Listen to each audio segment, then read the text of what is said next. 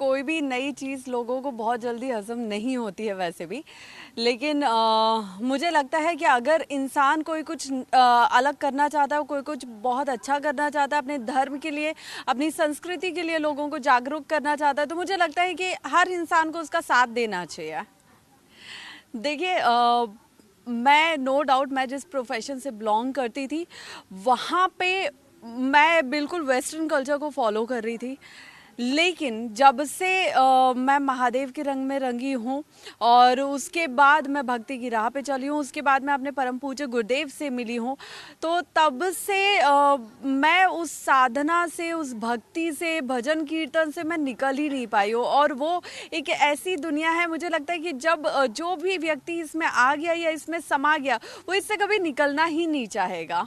ये यात्रा ऐसी रही है कि मैं खुद अपने गुरु को ढूंढ रही थी। ये बात मैंने परम पूज्य गुरुदेव को भी बताया कि मैं अपने गुरु को ढूंढ रही थी, मैं गुरु बनाना चाहती थी। और ये सफ़र मेरा लगभग 10 साल का रहा है कि मैं अपने गुरु को ढूंढ रही थी।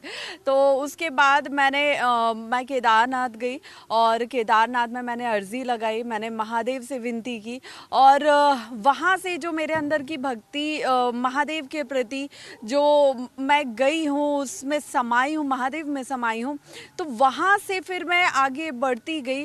और फिर अचानक से मुझे गुरुदेव का सानिध्य प्राप्त हुआ, उनका आशीर्वाद प्राप्त हुआ। उसके बाद जो कहते हैं ना कि मैं जो भटक रही थी इधर से उधर, मुझे एक सही दिशा मेरे गुरुदेव ने दिखाई है। उसके बाद मैं उस दिशा पे चल रही हूँ, बहुत अच्छे से चल रही हूँ। मैं उस प्रोफेशन में होते हुए भी मैं हमेशा उस प्रोफेशन से थोड़ा सा कटी रही, क्योंकि जितने भी लोग मुझे जानते हैं मेरे प्रोफेशन से, वो ये जानते हैं कि मैंने अपनी लाइफ में कभी भी कोई नाइट पार्टी अटेंड नहीं की है। पर्सनली मैंने अपनी लाइफ में, पूरी लाइफ में सिर्फ एक अपनी फ्रेंड की बर्थडे पार्टी अटेंड की है, एक फ्रेंड की शादी अटेंड की है, पूरी लाइफ की मैं बात कर रही हूँ। तो कहीं ना कहीं मैं हमेशा सोशल लाइफ से पर्सनली मैं बहुत दूर रही हूँ कि मुझे वो पसंद नहीं था।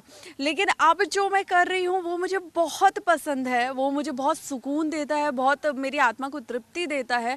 और वो भजन कीर्तन करना, मंदिरों में रहना, जो आप कह रहे हैं कि साधु संतों का, महंतों का आशीर्वाद प्राप्त करना, तो ये एक ऐसा सुकून है जिससे मैं निकलना ही नहीं चाहती। मैं एक ब्राह्मण फैमिली से बिलोंग करती हूँ और उसके साथ ही मैं बुंदेलखंड में मेरा जन्म हुआ है। हमारा परिवार जो है, हमारी रूट्स हैं वो बुंदेलखंड की हैं। मेरी फैमिली चाहती थी, वो हमेशा से ये चाहती थी, मतलब किसी भी परिवार में यही चाहेंगे ब्राह्मण परिवार में, कि बच्चा हमेशा धर्म संस्कृति की राह पे चले, और बेटियां तो खास तौर पे। तो वो मेरा प्रोफेशन था जो मैं अपने लिए कर रही थी, उसमें भी उन्होंने कभी ऑब्जेक्शन नहीं उठाया। हमेशा मेरे मम्मा पापा ने, मेरे भाई ने मेरा सपोर्ट किया हर जगह। लेकिन आज मैं जिस जगह पे हूँ वहाँ पे वो उनको थोड़ा सा वो लग रहा है कि मैं सच में सन्यासी ना बन जाऊँ, वो उनको थोड़ा सा लग रहा है। बाकी उसके अलावा उनको सब बहुत अच्छा लग रहा है। जैसा कि मैंने बताया कि मेरा जन्म वहाँ का है, लेकिन मेरा बॉटअप जो है वो भोपाल में हुआ है। मेरी सारी स्कूलिंग, सारी पढ़ाई भोपाल में हुई है और वहीं से मेरी जो एंकरिंग की शुरुआत है, इवेंट्स लाइन की शुरुआत है, वो वहाँ से हुई है। मेरी जो दिनचर्या है वो ये है कि मैं फ़िलहाल ऋषिकेश में रहती हूँ। मैं लंबे टाइम से ऋषिकेश में रह रही हूँ। तो मैं सुबह उठती हूँ, मैं मेडिटेशन करती हूँ, साधना करती हूँ, उसके बाद मैं वॉक करती हूँ, वॉक के बाद मैं घाट पे जाती हूँ, मैं योगा करती हूँ, फिर मैं वापस वॉक करके वापस घर आती हूँ। देन मुझे जो चीज़ें करनी है, जो मेरा रिटर्न वर्क रहता है, मेरी रीडिंग रहती है, तो मैं रीडिंग करती हूँ। जो चीज़ें और मुझे जानना है मैं उनके बारे में पढ़ती हूँ। मैं खुद अपना कुकिंग वगैरह करती हूँ। देन शाम को मैं कीर्तन में जाती हूँ, मैं कुछ मेडिटेशन क्लास भी जाती हूँ।